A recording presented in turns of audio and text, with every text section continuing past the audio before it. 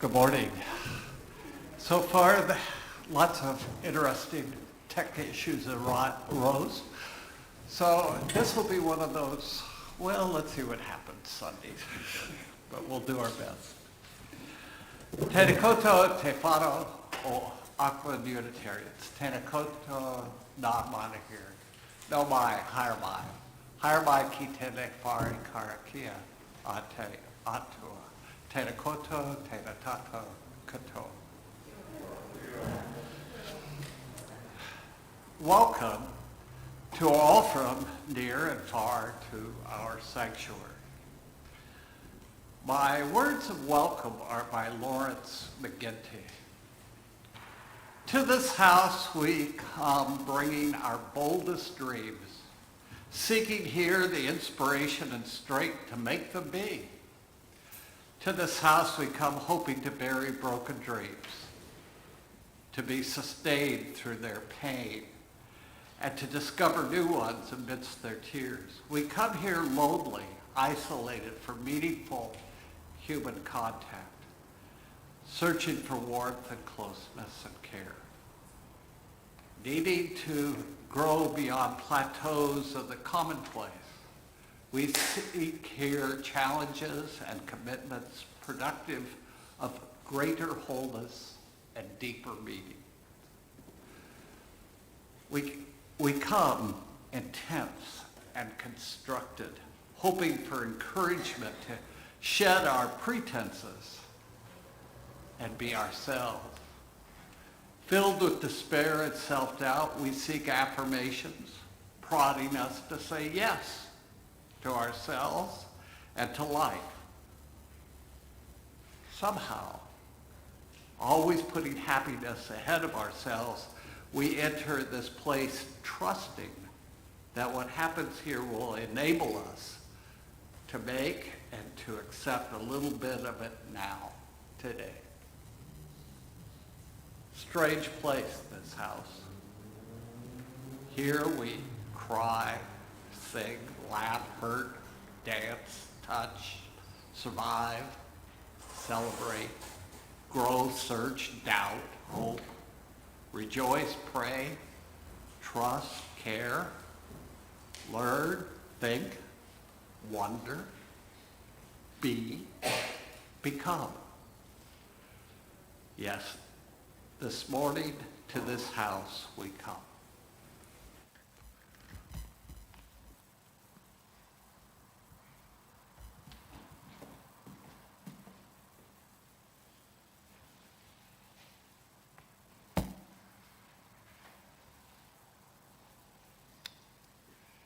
Under the right circumstances, playing with fire is a delight. Imagine being gathered around a fire pit as the crackling flames invite us to sing, dance, and roast a marshmallow or two. Our chalice also invites us to play, although with ideas rather than with marshmallows.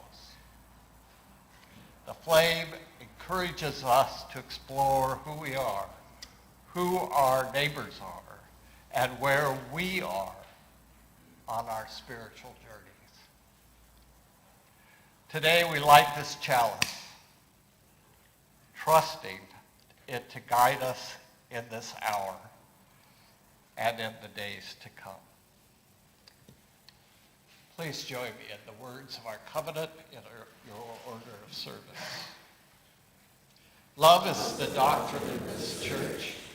The quest for truth is the sacrament, and service is its prayer.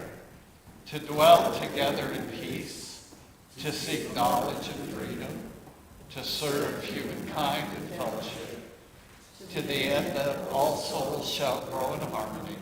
Thus do we covenant with each other and with our God.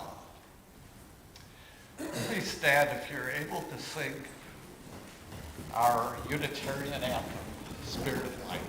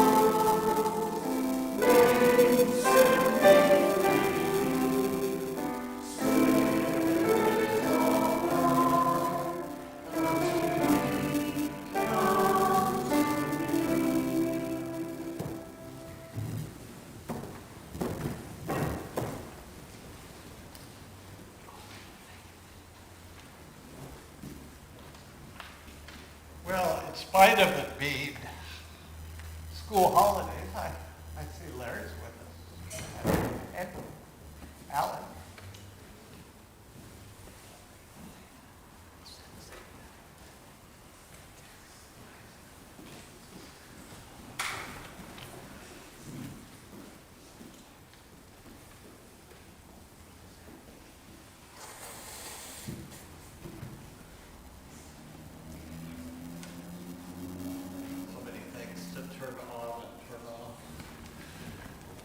Well, are you guys enjoying your school holidays, packing and moving?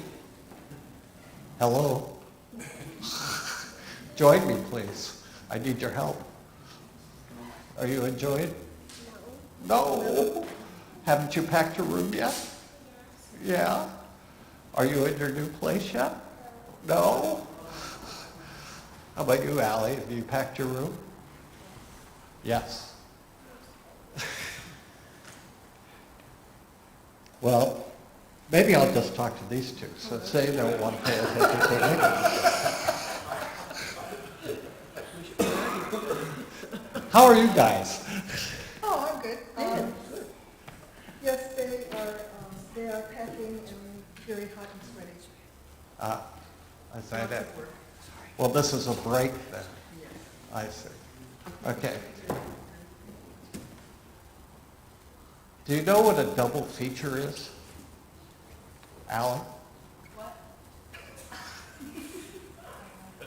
You want to go sit down? I don't want to interrupt.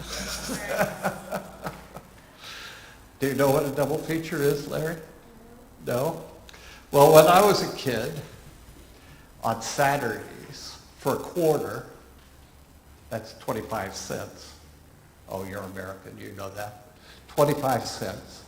You'd go to the movies, and they'd have two, not one, but two movies.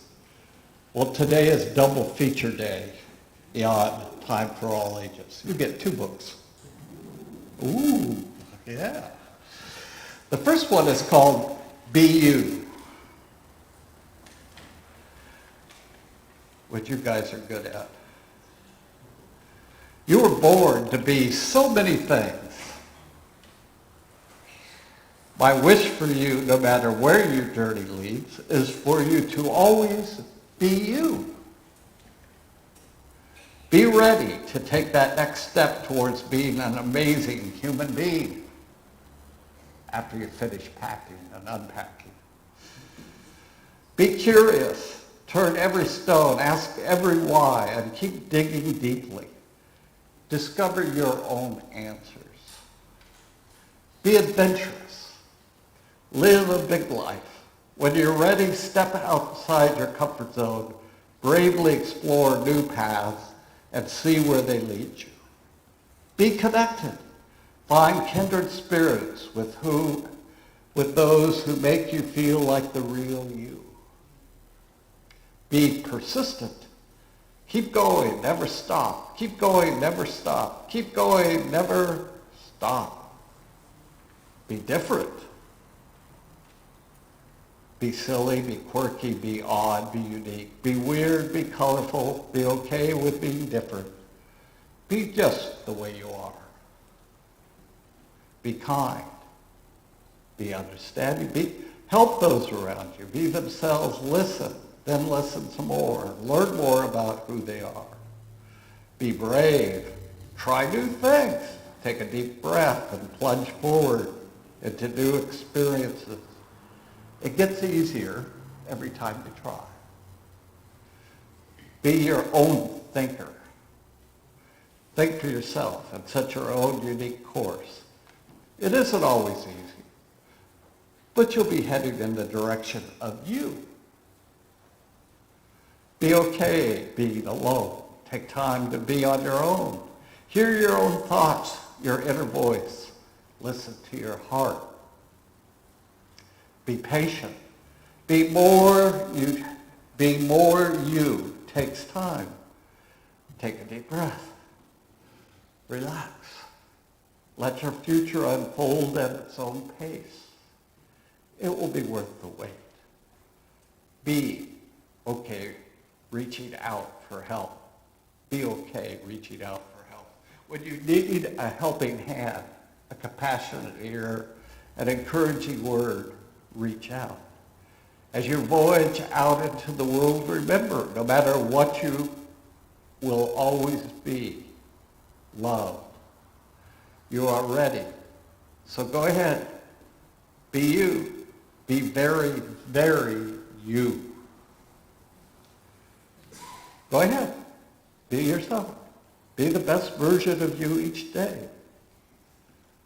Each day is a new chance to be more you. Okay, that's kind of sets the mood, all right? But then there's another book I want you to see.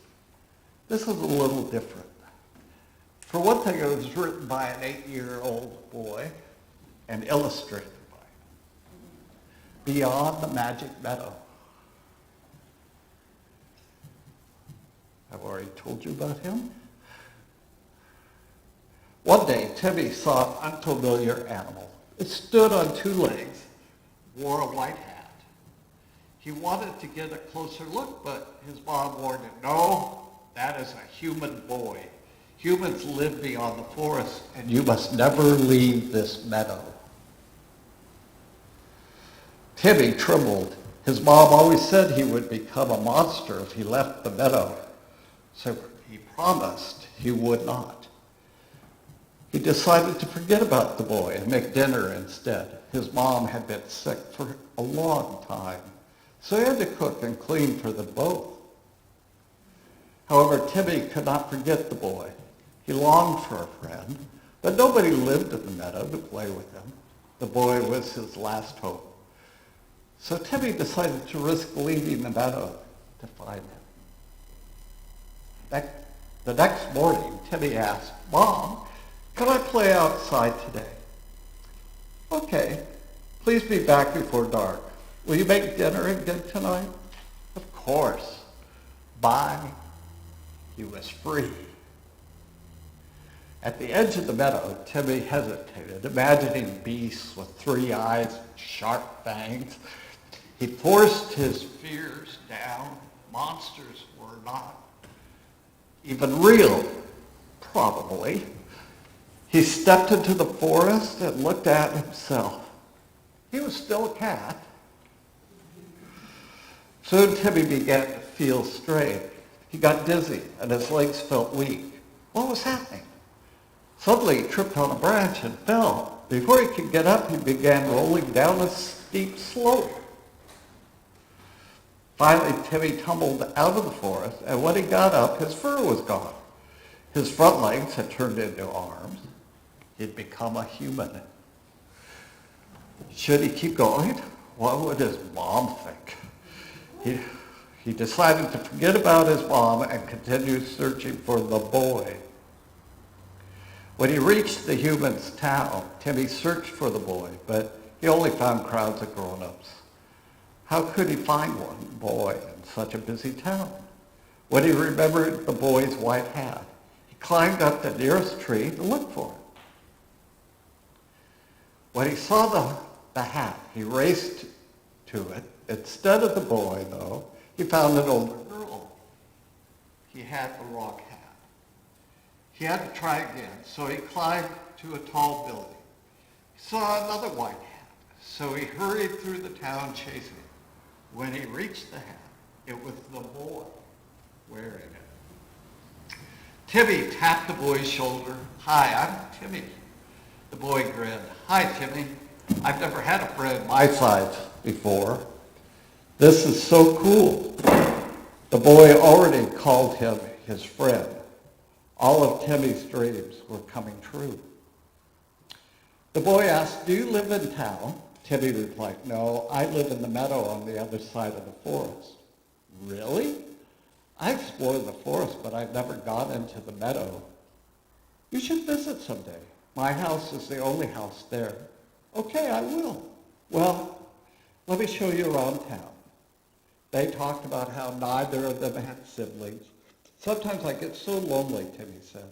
Me too, the boy exclaimed. There's a bunch of people here, but no one my age. But now we can be each other's friend. Timmy smiled. This was perfect. After they got to know each other, Timmy told the boy he was actually a cat. My mom said I would become a monster if I left the meadow, but I actually became a human. Wow, it's like magic. Can you change back? Back? Timmy shot up in horror. I have to go back. My mom's sick.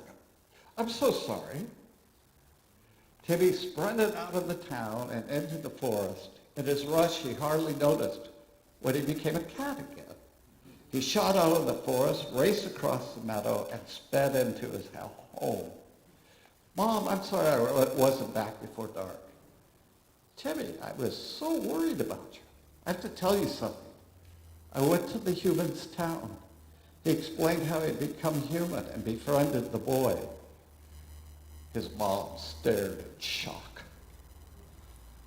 After a long pause, she said, Timmy, I knew you'd become human if you left the meadow. I worried you might not change back. I wanted to keep you safe, but if you became human, I could not protect you. Timmy was stunned. I'm so sorry.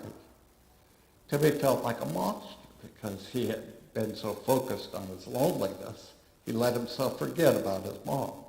He decided he had to be more trustworthy. He had broken many promises that day, but he still had one left to keep. Mom, I'm going to make you dinner.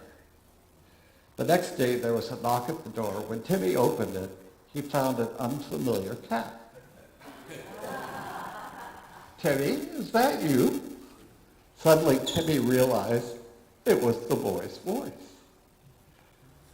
I brought medicine for your mom. Also, guess what? On the way over, I turned into a cat. This is so cool. Is it normal that I want to lick my fur now? Timmy looked at his mom hopefully. She gave him an encouraging nod. This was a perfect fit.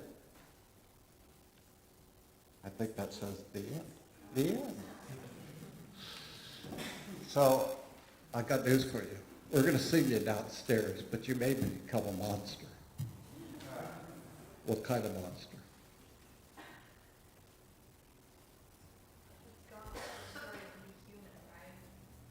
Yeah. You got it right. You'll become human if you go downstairs. Oh, you disagree?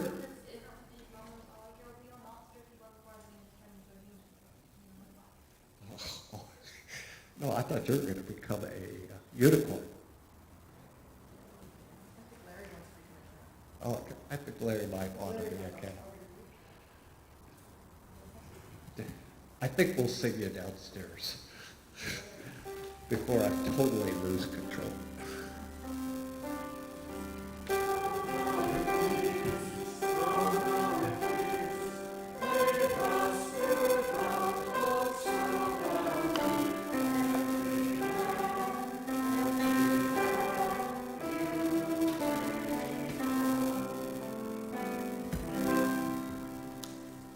I now invite those of you who have joys and concerns to come forward, say your name, share your story, light a candle.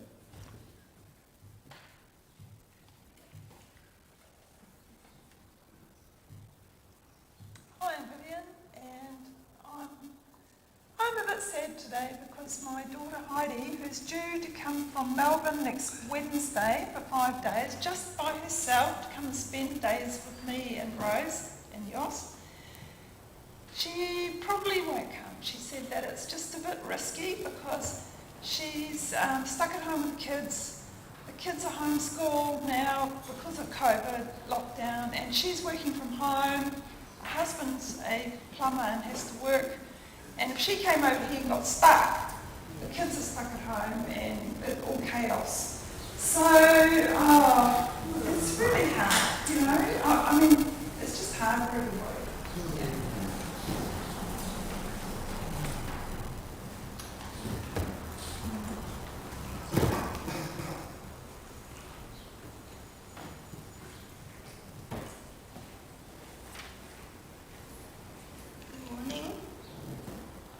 I suppose you've noticed the gap at the back. Leo's not well. He's got flu-type symptoms. Very unusual. Yes. So that affects Jenny a lot too, of course. Yes. This one is for Paul Enriquez, who's also been ill. He's had an infection and had a COVID test which was clear, which is good.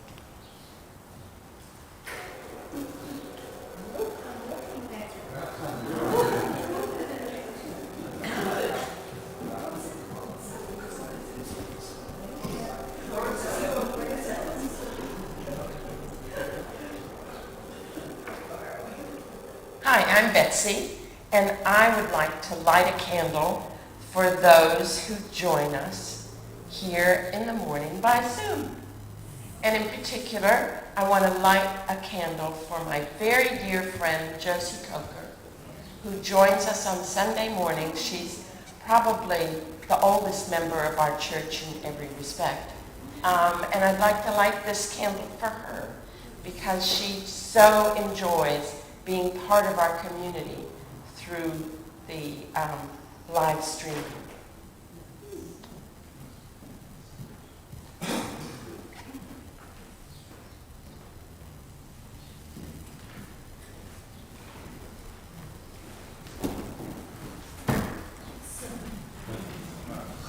Wide open. Yeah, we would race up to the front with a mad dash at the end. I'm lighting this candle for my grandson. He swallowed a magnet yesterday. Had to have an X-ray, and if it doesn't come through within 10 days, well, problems. Hi, my name's Sean, and Joy, you can see it. Joy last night was my two grandchildren who live in England. Their birthdays are 1 week apart exactly, and this weekend fell in the middle, so I attended their birthday party by WhatsApp. My granddaughter is 6, and she had 6 young friends who ran around like for 2 hours flat out. The girls at that age, gosh, the energy was incredible. And my grandson is 2. Well, not really reacting with friends at that age, but he had a great time. And it was just lovely. Middle of the night here, of course, 3 o'clock in the morning, and over there was mid-afternoon, and glorious summer, and we're having a pretty terrible winter at the moment. That was a contrast. And the other is a concern. I've got an appointment at Green Lane on Tuesday, and I've been warned that I may have to lose half my ear. So the next time, I don't know whether that will come to pass or not, but the surgery is booked. So the next time you see me, I may be missing part of my ear. And I'm worried about how do I deal with hearing aids and glasses? I am worried about it.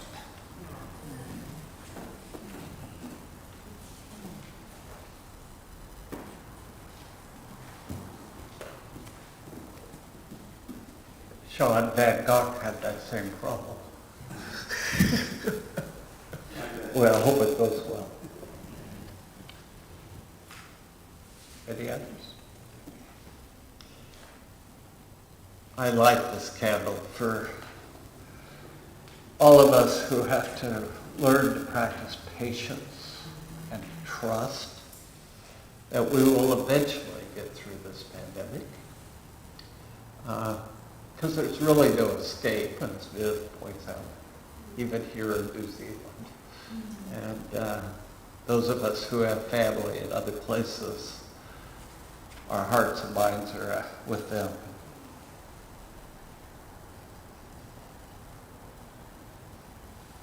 And hi, Josie. Good to see you. Or know you're here and you see us.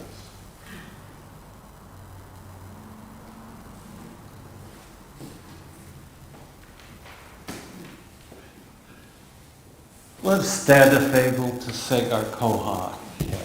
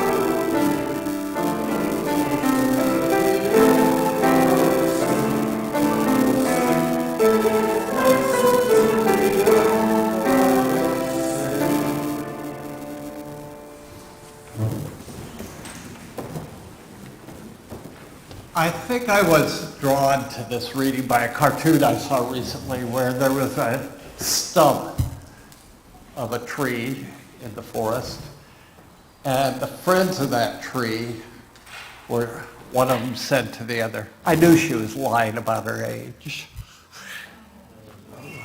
Grown.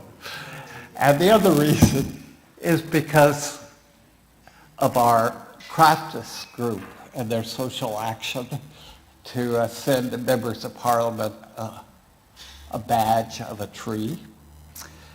And I came across this quote by Hermann Hesse called Baum, or in German that's trees.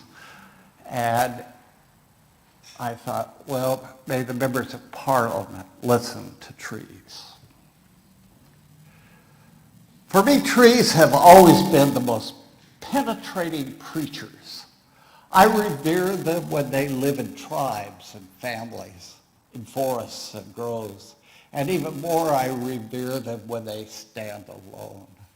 They are like lonely persons, not like hermits who have stolen away out of weakness, but like great solitary men like Beethoven and Nietzsche. In their highest boughs, the world rustles. Their roots rest in infinity, but they do not lose themselves there. They struggle with the force of their lives for one thing only, to fulfill themselves according to their own laws, to build up their own form, to represent themselves.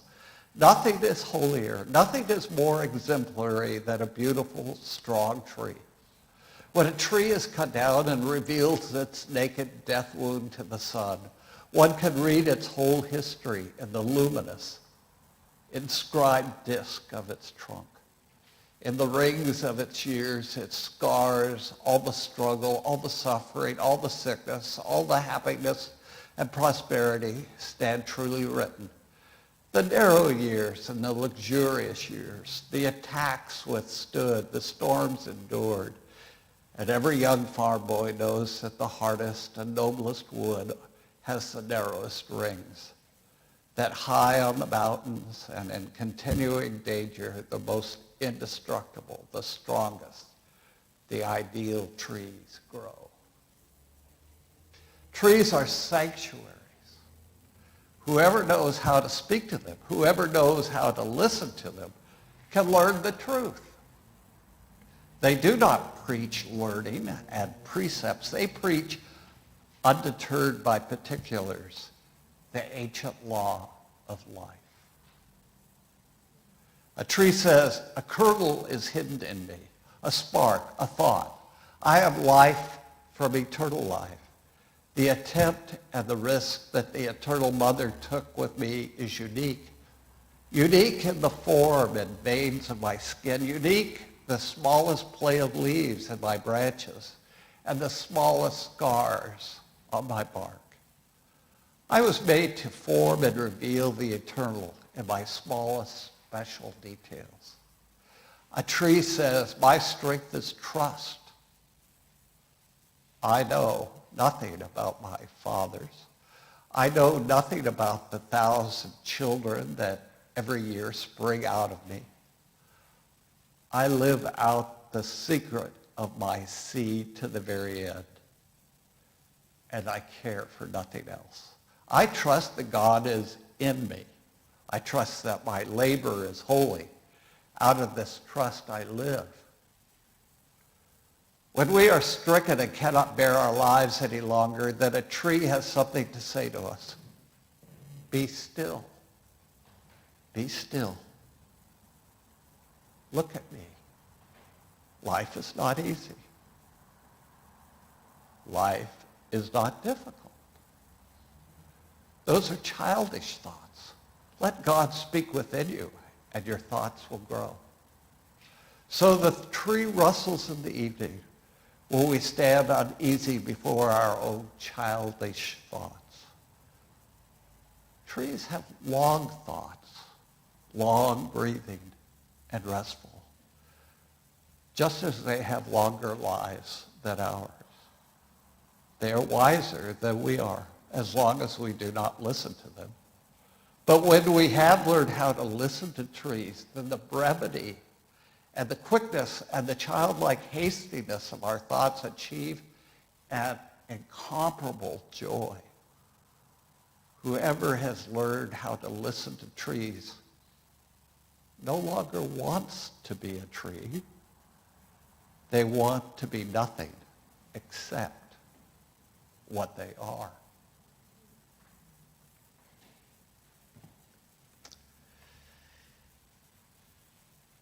The title I chose for my random musings, The Wages of Trust is Life, I unashamedly stole from a sermon by Unitarian Universalist Joshua Pollock. I like how he played with a verse from Paul's letter to the Romans. For the wages of sin is death, but the free gift of God is eternal life in Christ Jesus. I agree with Pollock's implication that Paul is inviting us to trust Jesus if we want to live. Paul's understands sin to be disconnection from God. Disconnected, we die. Paul thought trusting Jesus connects us to our Creator, giving us not just life, but eternal life. This one verse is the doctrinal core of Christianity. It all boils down to whom do you trust? Unitarians have a different view, but I'll get to that later. Stay tuned. I'm not a fan of Paul, but I can relate to what he famously wrote a little further on in Romans.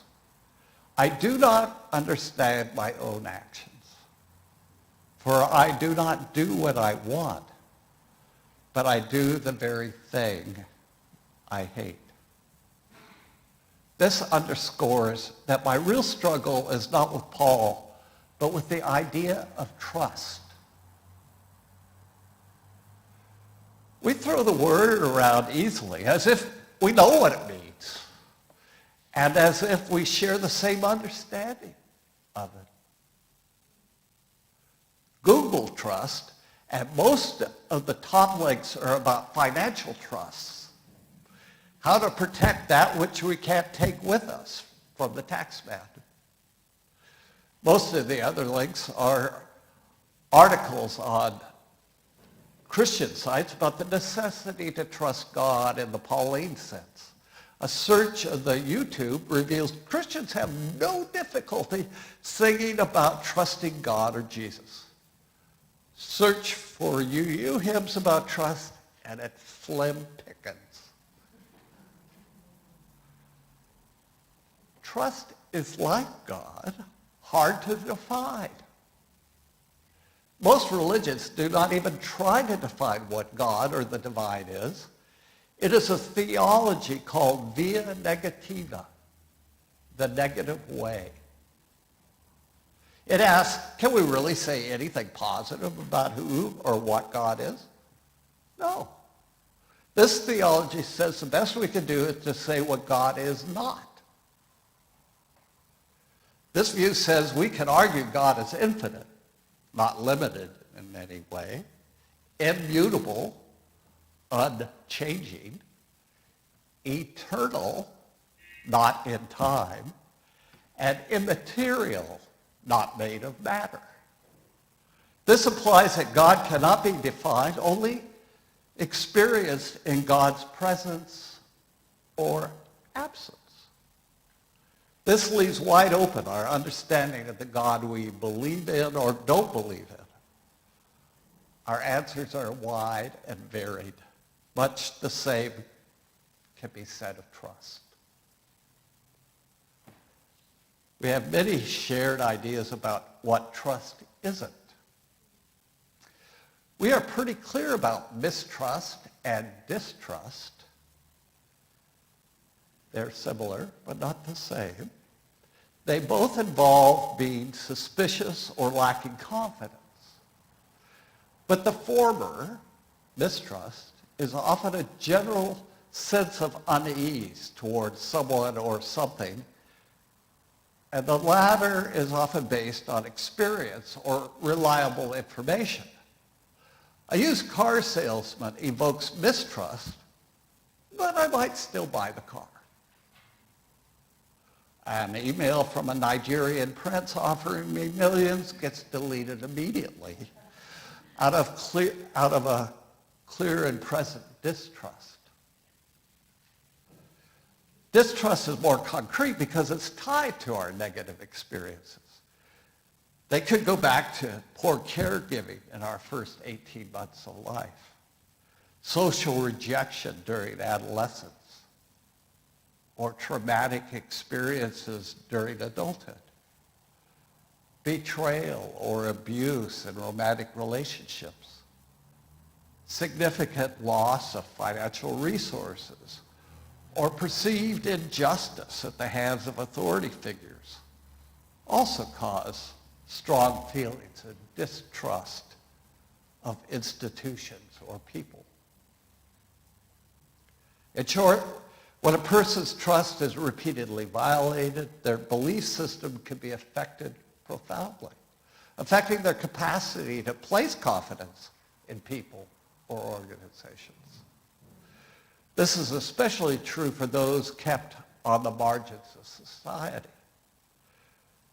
This is clearly tragic.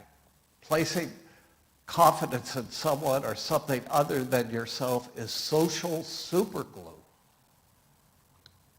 It is the binding for the deepest love, the strongest friendships, the world's communities. Modern society is built on trust, and in the absence of trust, fear rules. Mistrust is more vague, much like how some experience the holy.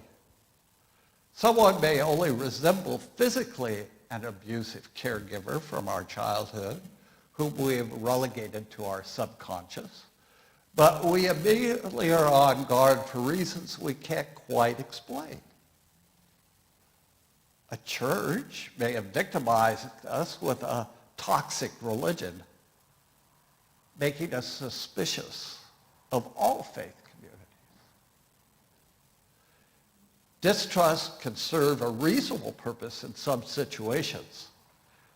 Maya Angelou once observed, "I don't trust people who don't love themselves and tell me, 'I love you.' There's an African saying, which is, 'Be careful when a naked person offers you a shirt.'" Mistrust, on the other hand, can become debilitating, disconnecting us from the fullness of life that trust offers freely. So how do we decide whom to trust? Trust is a set of behaviors such as acting in ways that depend on another. Trust is a belief in probability that a person will behave in a certain way. Trust is an abstract mental attitude towards a proposition that someone is dependable. Trust is a feeling of confidence and security that a partner cares. Sounds simple enough. Unfortunately, that isn't enough. It would be nice if the sociopaths who lurk among us actually looked suspicious. And if the psychopaths wore labels saying, "Be afraid, be very afraid." Unfortunately, this is not the case. In fact, research shows that people with narcissistic personalities who tend to manipulate other people for their own selfish ends actually present as especially charming and attractive on first impressions. They also are more likely to have high-status jobs or possessions. So how do you avoid the con artist or serial seducer? thanks to evolution, our brain's automatic wiring may help. Researchers from Dartmouth and New York University showed that our brains take just 300th of a second, much less time than an eye blink, to decide trustworthiness.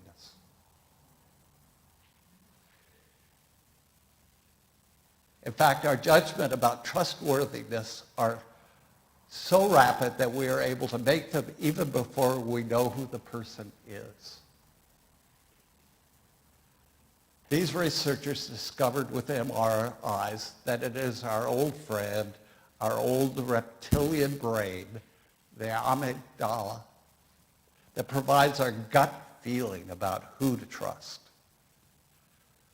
Unfortunately, the amygdala is usually evaluating superficial info about trustworthiness. It could be simply the arch of an eyebrow.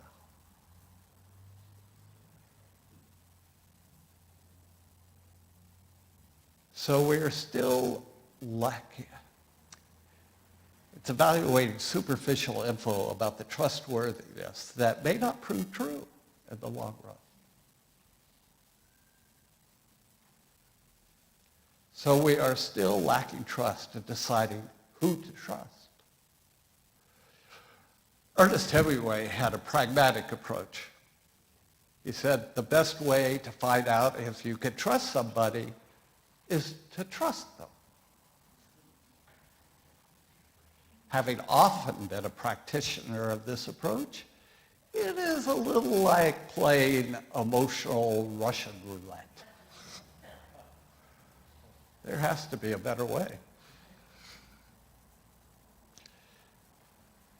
In more doctrinal faiths, people gather around a theological assertion, a commonly held belief. As such, they tend to place their primary trust in God. In this sense, their trust is vertical, extending up to God or to wherever God lives. This does not mean that they don't trust each other or that they don't have agreements about how they're going to treat each other. They do, but they place their primary trust in God.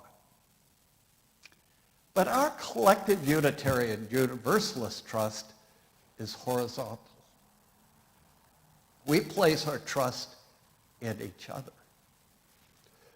We don't promise eternal life, sorry. But we do promise a life worth living, and that matters.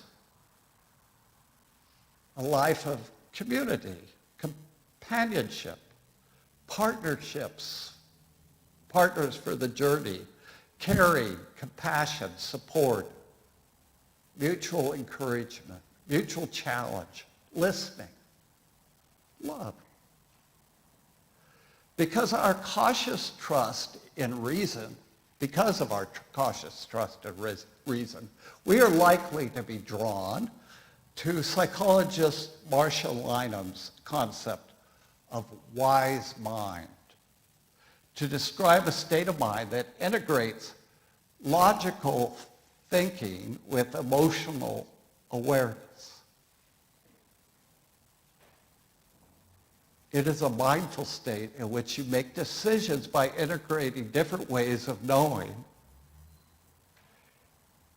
and don't cut off parts of your experience. If you feel an instant connection with somebody, take this into account, but don't make it the whole basis of your decision. In our wise mind, we don't ignore emotions. But we also don't get so caught up in them that we only see what we want to see instead of what is actually there. In brain terms, wise mind means integrating our amygdala's intuitive reactions with the wisdom of past experience and knowledge about the world. Being in a community of Unitarians, we find support in sorting that out.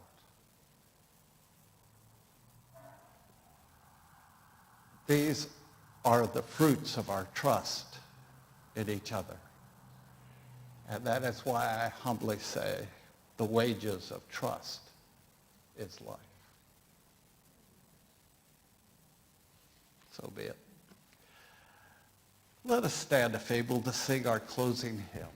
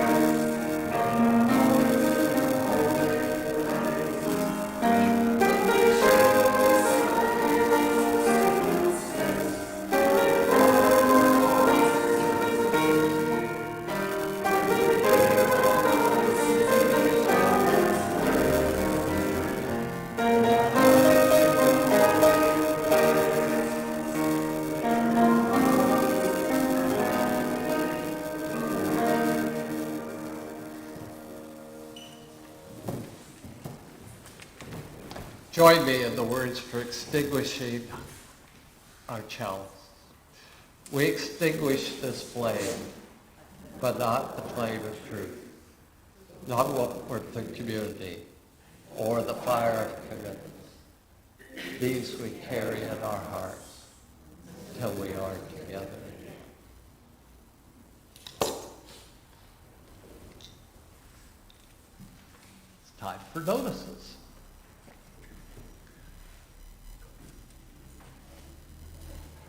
Hi, I'm Vivian, Secretary of the Management Committee. I've got 2 letters here. Do you want to read them out? There are 2 letters from a group of letters that we've received from parliamentarians thanking Kay for the brooches. You read them. Okay. Dear Kay, or Kia ora Kay, this is from Tracy McClellan, Banks Peninsula MP Labour. I just wanted to express my gratitude for the wonderful handmade brooch that I received recently from you and your fellow craftivist companions. It's both a beautiful gift and a heartfelt gesture, and I'd like to thank you for the considerable time and thought you clearly put into its creation. My parliamentary colleagues and I enjoyed comparing the individual designs we received and wore them with great pleasure in the House. I would also like to acknowledge the important message that informed the creation of the brooches. Green space is a vital part of any urban area, and the protection of trees is of commensurate importance. It will not, blah, blah, blah, she goes on a bit. And we have one from Simon O'Connor from National. Dear Kay, thank you for kindly sending me your letter and handmade brooch to promote tree protection and celebrate the beauty of trees. I particularly appreciated your commentary about keeping our neighbourhoods healthy and safety, which means in part looking after our environment. Blah, blah, blah.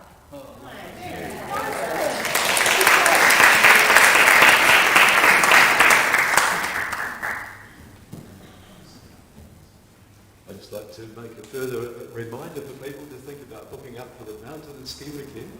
A lot of people who go down don't necessarily just go up in the snow, but they enjoy walking amongst trees as well. And we would like bookings in if we can by 1st of August, just to help us with our planning. Good numbers have signed up already, which is wonderful, but more will be good too. Oh, hi, I'm Sally, and just wanted to invite people, if you're interested, this Professor Nikki Hare from the University of Auckland is doing a series of workshops called The Secular Priest. It's her research project, and she's doing a series on love, connection, shame, and it's from 5 to 6 on Sundays every other week. I'm going to go tonight. It's at the Point Chev Community House. I went last time. It was great. We had, it was on connection. We had, coloring books, and we did little heart groups, sharing with each other. And she's researching how people connect, how people love, the shame that gets in the way of us loving. It's really fascinating stuff, and I'm hoping to get her to come here and do a talk or a workshop or something. Yeah. We've had her before. She's very good. Okay, you guys, hurry.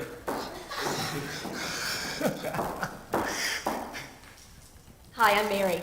One of the cold afternoons this week, my daughter came in the house and she said, "Mom, somebody dropped off a big bag of wood." And I thought, oh, good, we were just about to firewood. But it turns out it was a big bag of Unitarian magazines. So I put them out back. I didn't burn them to stay warm. I put them out back. The new ones are on the right-hand side, so be sure to pick one up.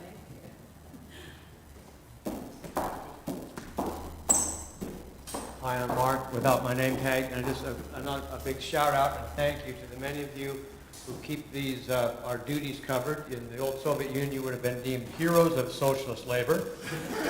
Here we'll thank you for your community spirit. And I'm also making a pitch because there's one crucial base that's not covered for next week.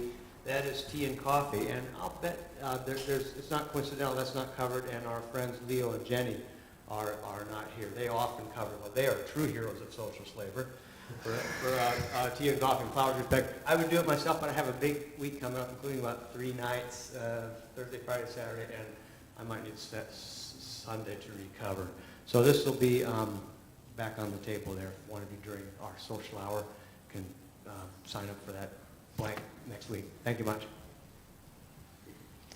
Last notice, I know we're likely to listen to trees, but not to me. I noticed after the 2 Sundays ago when I preached about the necessity of the small groups experience, last week you creeped right back up to 8 and 10 in a group. Stop that. You can't share in the short period of time what you need to share in those large groups. So 5 max. And you can make it training for the quiz on wheels, which Kay hasn't done a notice about. I don't know how many sign-ups she's had, but it's such fun. You can only fit about 5 people in a car, so it's a really good size group to do the quiz on wheels. Please see Kay to sign up. It's the weekend after next. Yeah, if you have a large van that can take 8, that's too many.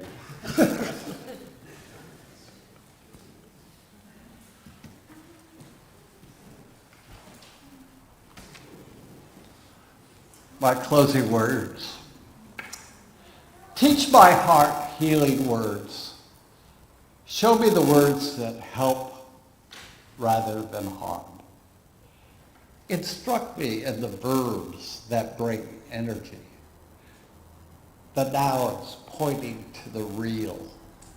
The adjectives describing your subtleties. Reveal to me how words can be offered in a way that connects rather than separates, that develops trust and eschews suspicion, that opens the heart and relaxes the mind.